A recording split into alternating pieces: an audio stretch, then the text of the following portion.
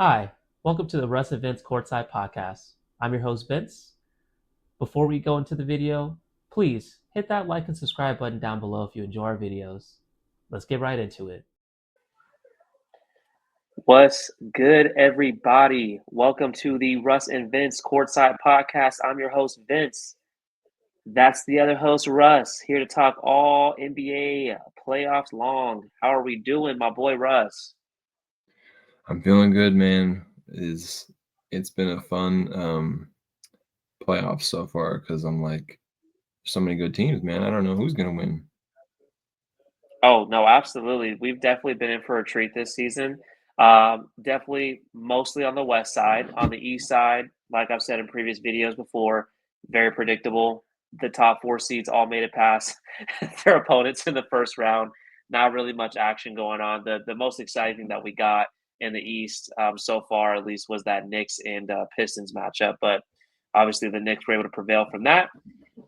Today's video is going to be about the Cavs and the Pacers semifinals preview. So if you are a Cavs or a Pacers fan, definitely tune in. We got some good stuff for you. But first, before we go into some of the questions, I do need to come and let you guys in on some news today. So unfortunately, we have an update as of now on this recording. It is May 4th, 2025 at about 1:42 a.m. And from what it looks like it was reported, the Cavs can expect DeAndre Hunter hurt on the injury list. We have Darius Garland still hurt on the injury list. And we also have Evan Mobley now hurt on the injury list. That is crazy. So not only did the Cavs manage to lose game one on their home court the other night, but you got at least two starters dealing with some level of injury that is either going to be day to day, they may gut it out, we don't know, or they may have to miss some time, as we just saw Darius Garland just miss game one.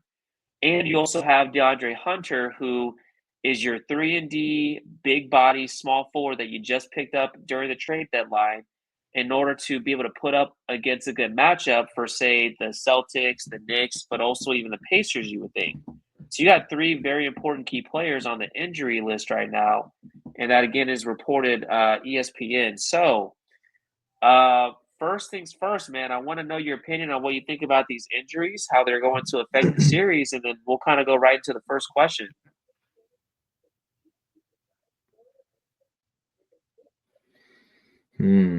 Well, this one's interesting because I don't even think that the Pacers are underdogs. I mean, whatever sports betting lines are, obviously Cavs are number one seed in the East, but man, the Pacers, I feel like Tyrese Halliburton really, I don't even know if he took the whole him being overrated thing in the polls that were by anonymous or whatever. I don't know if he really took that to heart or not. I just feel like he just been playing some really good ball, and he kind of nice with it. He's not even overrated at all. Like he been playing. Like he just be balling, and I don't really see too many extracurriculars other than snow bunnies he could be getting. Um, Oh but my God. Okay, hold on, real quick. Because this is the question that I was going to ask next. Let's just open it up right now and talk about it, and then we'll go into that other question. So you just said he's not overrated, right? So there was this awesome line that he said after beating the Bucks. He said, "Overrate this." So are we to the point now as fans where we, whether you're a Pacers fan or not, do we see Tyrese being overrated still, or is he overrate this, as in he is underrated possibly? Which do you think he is at this point, based off of the play that we've seen from him so far this season in the playoffs? dude's been nice with it. He's been getting them buckets, and I mean, I don't know how you can look at his game and be like overrated. I mean, it's not like he's even like too showboaty or even like, he's not like all up in your face. Like he just be chill with it, but he kind of be like he low key jabs you with just like his game. Like he may have a little bit of, like I don't know, this feeling of like, okay, he feel like he too good. I don't know. Like I don't know if he be giving off that vibe to you, but I mean he be nice with it. I think the Pacers are gonna take the series, man, and there is no overrated. It's overrate this, and he showed you clearly in game one. I mean the Cavs, man, it's just it's it's not looking so good. Yeah, I mean that's a great point. I'm right there with you at this point. I think that right there might have been the exact thing that Tyrese needed to take another gear. We have seen plenty of instances where he has had 20 points, 13, 15 assists, and he's great at playmaking, but he just wasn't known for doing it consistently. Since that report came out, he has arguably played the best basketball in this stretch so far. And it hasn't been a very large sample size in terms of timing wise, but he has definitely made a case that he's not overrated. This past game, he had 22 points, three rebounds, 13 assists.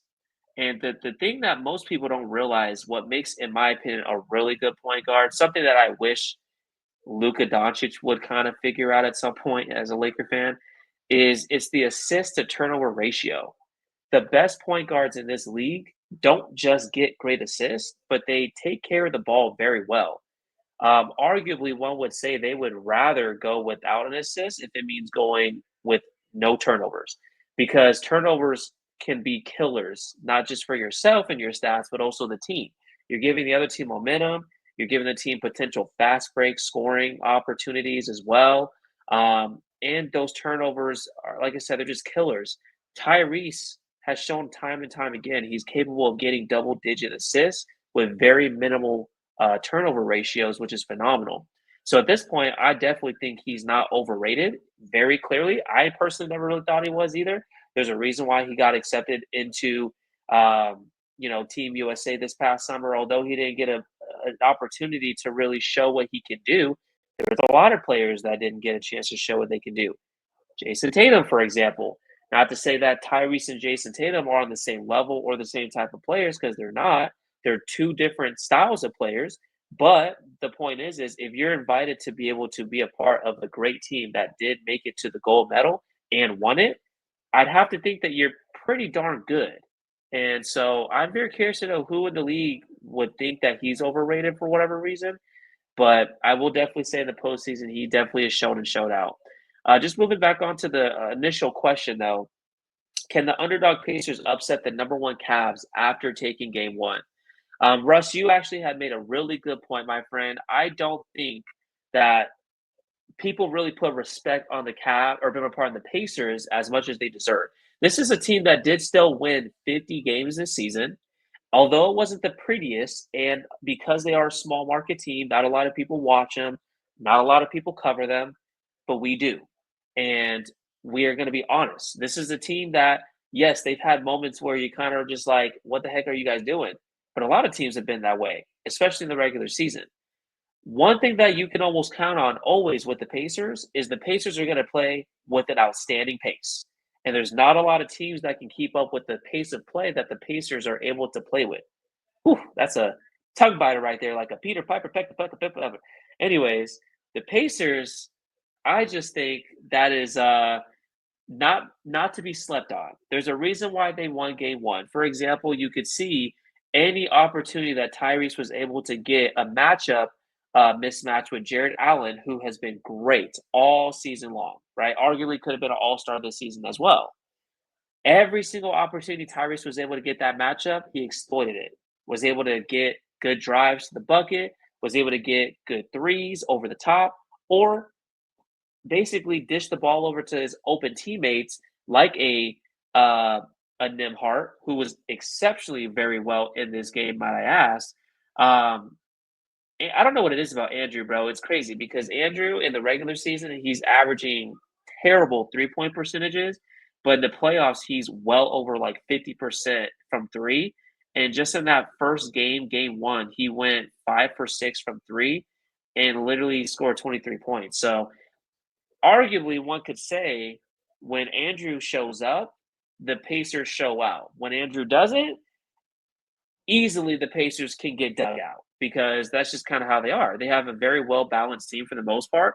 I mean, they're okay with playing, very similar to the Thunder. They're okay with playing like 9 or 10 people. One would argue you probably shouldn't do that, especially during the playoffs. But if you get wins out of it, the way that they are, especially with the pace, I mean, I can kind of see that. But overall, I mean, like I said, I definitely think that the Pacers can upset the Cavs because, especially now that we have this updated injury report, and you got players on the Cavs that are not fully where they need to be. Nobody's fully 100% ever, but you need to be at a certain level at least to where you can perform at the best of your capability and at least be on the court. And we already have early signs in this series that Garland's not good, and it's also going to take him time to get back into a rhythm when he does come back. Now you got the report about Hunter, and you got the report about Mobley, who is the defensive player of the year for this season. That's a really big blow for you if you're a Cavs fan. But I want to know what's your thoughts and your opinion, Russ. What do you think in terms of, the Pacers? Do you think that they could upset the Cavs? And if so, why? And also, what do you think that we can expect from the Cavs? Well, I just think it's really unfortunate that the Cavs have these injuries now because it just like kind of makes you look at the series like, well, if the Cavs end up losing, let's just say they get swept. In your mind, you're going to be like, well, if Evan Mobley misses 2 games or 1 game or doesn't play up to his 100%, and these other players that are missing injuries like Darius Garland, like it just makes you kind of sad because like the Cavs and Pacers is supposed to be a really fast like pace game, and it would be a lot of fun. So it just like kind of sucks to see it as a fan. I mean, it happens every year. Injuries just happen. Um, but the Pacers definitely have the chance to upset the number one Cavs when I don't even feel like it's really an upset if there's injuries, but obviously in the books it's still an upset. The Cavs really though they have to really buckle down and lean heavy on Donovan Mitchell because truly I feel like he's been the only one who's been able to perform for the Cavs these last couple years. Because the other guys they just haven't really showed up as much. I mean, did the Cavs make it past the second round last year, or did they get eliminated in the first round? I'm pretty sure the Cavs got eliminated in the second round, and I want to say, oh, that's right, they got eliminated by Boston. That's right, they got eliminated by Boston in the That's second right. round, and then That's Boston right. ended up playing against the Pacers in the Eastern Conference Finals when they had that stimulus package of playing a bunch of teams that were hurt and injured and had the Yeah. easiest ride to the finals ever in Celtics history, probably at least in the Yeah. last like 40 years. So, Yeah. um, yeah, that was an interesting situation to say the least, for sure. But yeah, Um, I just think it sucks to see that the team is not healthy in the Cavs. So, I mean, how do you really choose the Pacers, to be honest? But go for it, Vince. yeah, I mean, to be honest with you, I think the biggest question too is what can we expect out of Donovan? In this game alone, obviously without his partner Darius Garland there to take some of the load off of him, he took 30 shots. Like, he wasn't the worst efficiency, he was 13 for 30, so he was close to being 50%, that's all I know. It's the problem is, that I'm seeing your facial expression, is the attempts. 30 attempts is a lot. It's a lot of arm muscle. He looked like he bulky, okay? That's a lot of arm muscle, that's a lot of shot attempts, and not to mention he went 1 for 11. That's not gonna get it done. At that point, you gotta think he probably was running off of tired legs, you know, sweeping the Heat. Maybe he just kinda had game 1 semifinal jitters, I don't know, but you're not gonna win many games going 13 for 30 and 1 for 11 from 3, obviously, but the real question is again, is he gonna be able to carry this Cavs team past the Pacers at least without Darius Garland? In my opinion, I think that if Garland really is not gonna be able to be fully healthy, I just don't think that they got it. I think that this is easily one of those cases where because of injury, I don't care if you're the number 1 seed, 2, 3, 4, whatever, it's hard to win in the semifinals. This isn't the first round. Semifinals, you're playing a different level of competition, even if you're in the East. And I just think that the Pacers, especially with the way that they play, the style of play that they do, with how fast they can get up and down the court, they're always looking for fast break opportunities. And when it comes to defense, man, they're nothing to sleep on. They swarm on you. They have some size as well, specifically on the wing, but also they have depth on the post. I mean, Miles Turner, who's been on the Lakers trade block for as long as I can remember, he seems to be Mr. Pacer because he's been there since the beginning. I think he's been there for like 9 years. And although he didn't really have the best game offensively, one would argue it's because they didn't need him to. But he was making a great impact on the defensive end. He had 3 steals, 2 blocks, and 11 rebounds. Big time. And you're talking about him going up against, again, Jared Allen and Evan Mobley, who did actually show up in this game. He had 20 points, 10 rebounds, and 2 steals himself, Evan Mobley. It was really Allen that didn't really perform the best. I mean, he only had 12 points and 5 rebounds. You would assume he would probably get double-digit rebounds as well. But I mean, again, it's just one of those situations where I don't think that the Cavs are going to do anything, let alone go far in the East to make it to the finals without Garland. But I also think that again, the Pacers that they're too good. Just like you know what's crazy now thinking about this, Russ? Just like how the Timberwolves were low-key disrespected in the first round matchup against the Lakers, the Pacers are kind of getting that same treatment. The funny thing is, both of those two teams made the conference finals last season.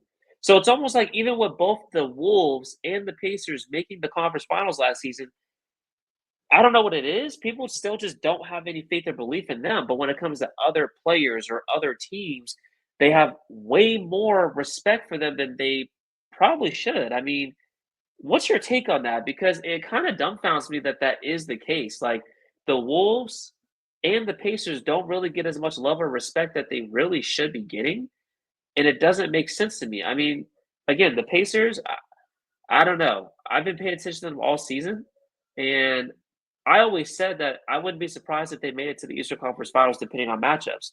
The fact that they ended up getting in the same bracket as the Cavs, I actually think is perfect for them because as long as they don't have to deal with injuries, one could argue they'll be there waiting for either the Knicks or the Celtics in the Eastern Conference Finals. And one could argue if you're talking Pacers versus Knicks or even Pacers versus Celtics this season, not last season when they were all injured, including Tyrese, who's their best player, but this season, one could argue you might take the Pacers. So, I mean, not only is it kind of weird that Tyrese is getting this like overrated, label on him, but it's also weird that the Pacers are constantly and continuously getting this underdog treatment that they are. When in reality, they're not that bad of a team. So I don't know. Just something to think about. Well, Vince,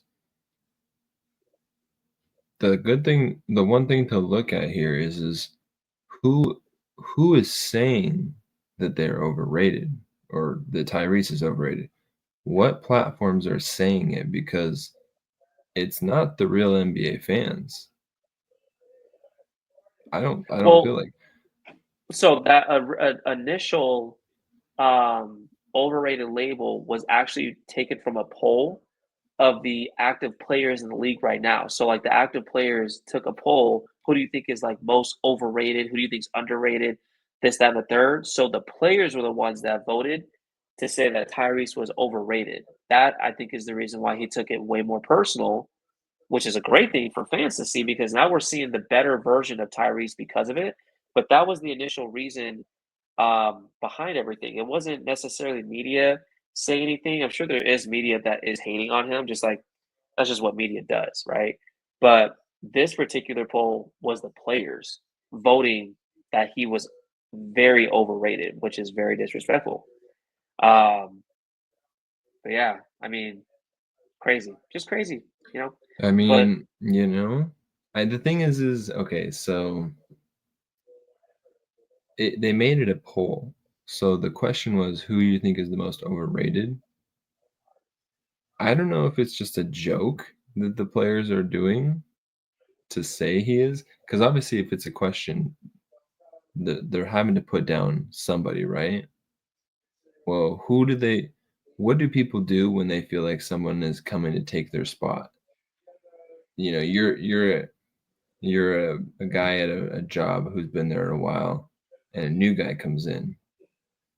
What does that guy who's experienced do when he sees the new and upcoming guy doing really well and maybe even doing better than the experienced guy in the moment? Because I know what I've felt in the past before sometimes is I'm like, oh dang, there's this new guy here and he's kind of doing good, but I'm like trying to like downplay his success by just saying that things like he's overrated, all that kind of stuff. He's not as good as he think he is, but I mean the numbers back it up. I mean, to me, it's just that's how it is. These players just must think that he's not as good because of maybe some certain situations, but generally it's just jealousy. I mean, that's my take on it. But No, that's what do I definitely fair, man. see? What I see here is you coming up with the next topic here right now.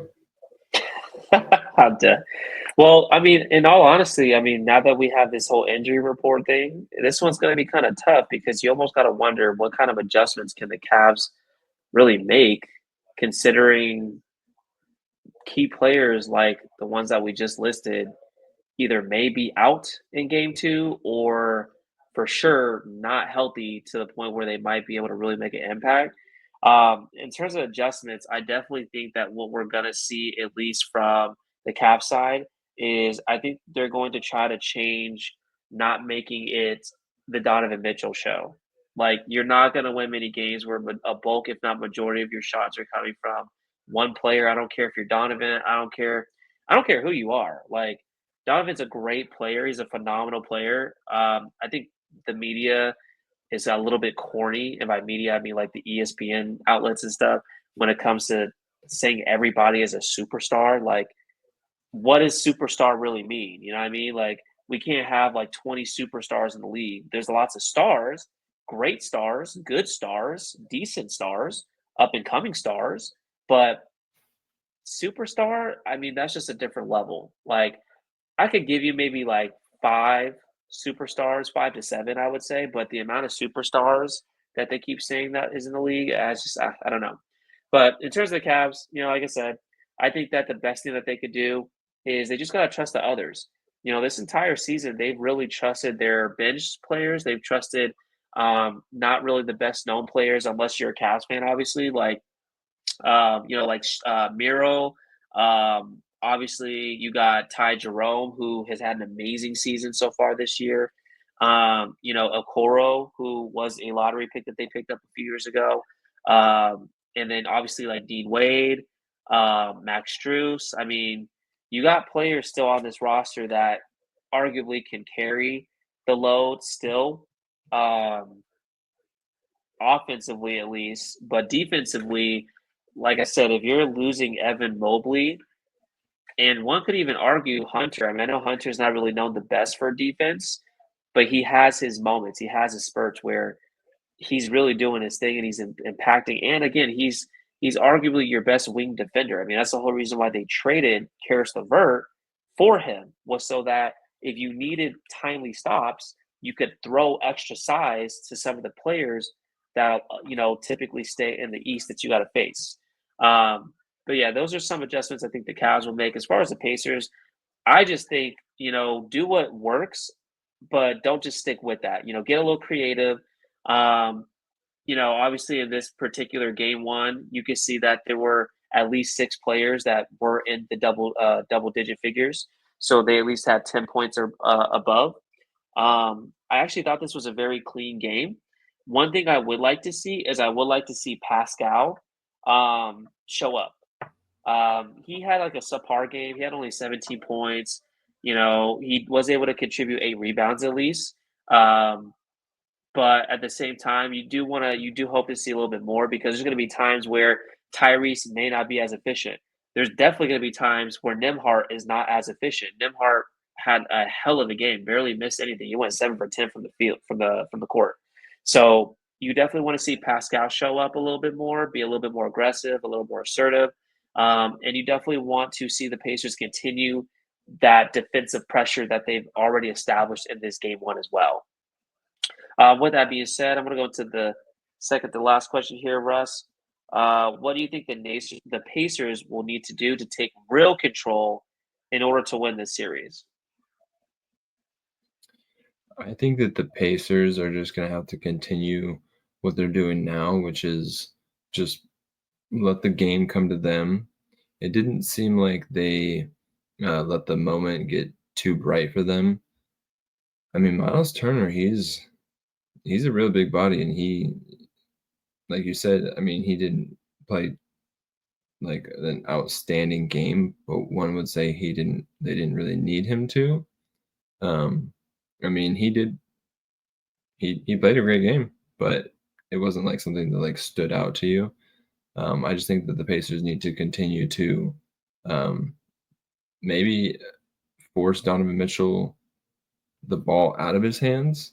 But one would say, hey, I mean, he took 30 shots. I mean, whatever they're doing, they're clearly closing out on him and making him shoot. I mean, the thing is, if you're 1 for 11, how do you keep shooting the ball 11 times when you only made it once? That's what's crazy. I feel like Donovan Mitchell maybe took the game out of the Cavs' hands by shooting that many times. I mean, out of the 30 shots, he took 11 threes and only made one of them. So all those possessions, 10 different three-pointers, that's so many shot attempts that you're just taking that aren't going in. And it's just like, one would think that you'd pass the ball to the other people, but maybe they weren't making as many shots either. So he was just took it in his hands and was like, well, all right, I guess I'm going to try to get hot here. But the Pacers, they just need to continue to do what they're doing. They're going to make some adjustments for game two, but I don't really feel like they need to show their other hand yet, because what they say is don't change what's, I forget the saying. It's don't change something if it's working. Just keep doing that. And plus, why Don't even fix what's show? not broken. Exactly. See, that's why we got Vince on the podcast, because he can finish my sentences for me. But yeah, Yes, sir. Yes, sir, man. Great take, my brother. All right, man. Let's get into the last part here. End of series predictions. I'm gonna start us off real quick. You go ahead and end it and then win the video. For me, I easily could see this, and this depends on injuries, man. It really does, because I don't think any of us were really expecting that news. Um, if the injuries are to the point where you got players actually out, like not able to actually play, I could see the Pacers winning in 6. If the Cavs don't have too much of a problem, at least with their key players being injured to the point where they can play, they can at least, be a solid like 75-80% of themselves. To be honest with you, man, I think this is just the Pacers' year. I think that the Pacers, I think they want it. I think they're focused. I think they're locked in. I think they're dialed in. And yes, I do think that this is going to be one of those cases once again where the number one seed doesn't make it to the finals. To be honest with you, that's not really a hot take. There's a lot of instances where the number one seed in the past playoffs didn't make it to the finals or didn't win a championship. What's to say that that's not the case this season? Nothing. And I mean, we even see the same thing in the West right now. Both number one seeds, both in the East and the West so far, have already lost game one. Now, I'm not to say that because they lost game one, that it's an easier chance for them to lose the series. It's just one game, right? It's a series for a reason. But you have to look at the totality of the situation. In this case, because the Cavs are clearly very dinged up, um, their best player, in my opinion, which is Evan Mobley, who has emerged as their best player. If we're talking two-way, offensively and defensively, it's Evan Mobley. Outside of that, obviously, Donovan Mitchell, not even a question. But with Evan Mobley being compromised with his health, and then you already have those lingering issues with Garland, not to mention Garland hasn't really had the best playoff history either. There's a reason why they didn't advance as far last season when they played against the Cavs. It's because they exploited his size. Garland was not the best defensively. In fact, he was a liability. I don't know if he was able to have a solid offseason, being able to learn from those mistakes that he, had did in the playoffs last season from the Cavs. Celtics matchup or not, but nothing would really show me or prove to me otherwise that he's going to really make a difference to lead them to the finals this season, especially with the injuries. So personally, I do think that the Pacers are going to win, whether if it's 6 games, 7 games, you pick them. I wouldn't be surprised if it got to 6 games because I'm going to at least respect the Cavs enough to say they're going to probably win game 2 on Wednesday. But I do think that the Pacers, especially with their style of play, I wouldn't be surprised if the Pacers were to go up 3-1. So I don't know. I guess I believe in the Pacers a lot. But yeah, that's my take. Pacers in 6. Fair. Good points there, Vince. Always with the insight here. Real talk, right? So I would say that the Pacers come out on top, and depending on how the injuries affect it, I mean, it could be a gentleman's sweep. I don't think it's going to be that, but like I said, depending on how the severity of the injuries impact the series, which, like you said, if Evan Mobley is the best player and he's not even playing, like that's going to be a huge blow to the Cavs. Another huge blow to the Cavs is going to be Donovan Mitchell shooting 1 for 11 from 3. That's going to take you right out the game. So I'd say Pacers in 6. But that's pretty much it on my take on this series. It's huge blow to the Cavs, man. I hope that no players have to get injured and we can see a healthy playoffs in this series, at least, and throughout the rest of the playoffs. But something interesting I really wanted to bring up, you said something about like number 1 seeds not making it to the finals recently or something like that. Another thing I just realized is that in-season tournament champions so far, last year being the first year and then this year being the second year, Lakers winning the first one, and then the Bucks winning this year's. Both in-season tournament champions, both years, last year and this year, both get eliminated in the first round. Something or nothing. Real talk or just talk.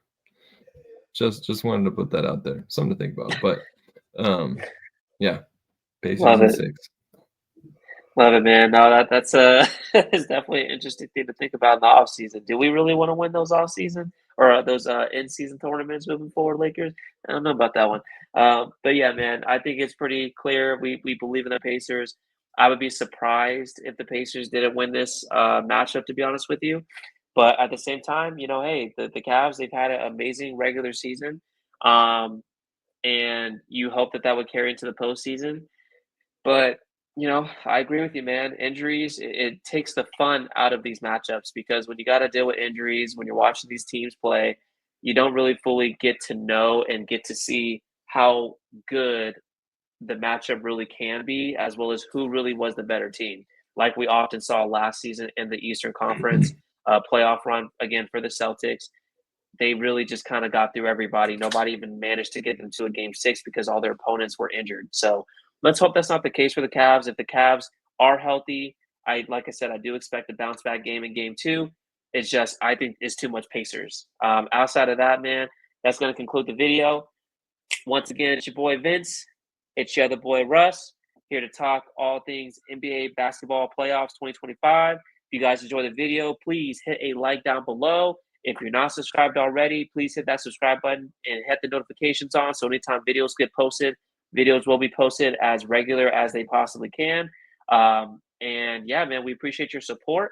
If you have any thoughts of your own, please leave a comment down below as well. We do take a look at the comments, and sometimes we'll have the privilege and the honor of being able to post your comment on some of our videos or live streams as well in the future. But other than that, this is going to conclude our video. Any last words, Russ? No, man. Just wanted to say, like I said, appreciate you guys, and you're the reason why we do this. So appreciate all the support we get. Awesome. And as always, man, salute. That's a wrap for today's episode of the Russ and Vince Courtside Podcast, where we bring you the hottest NBA moments, discussions, and everything in between. If you like today's show, hit that like button, subscribe, and turn on those notifications so you never miss a Courtside Podcast again.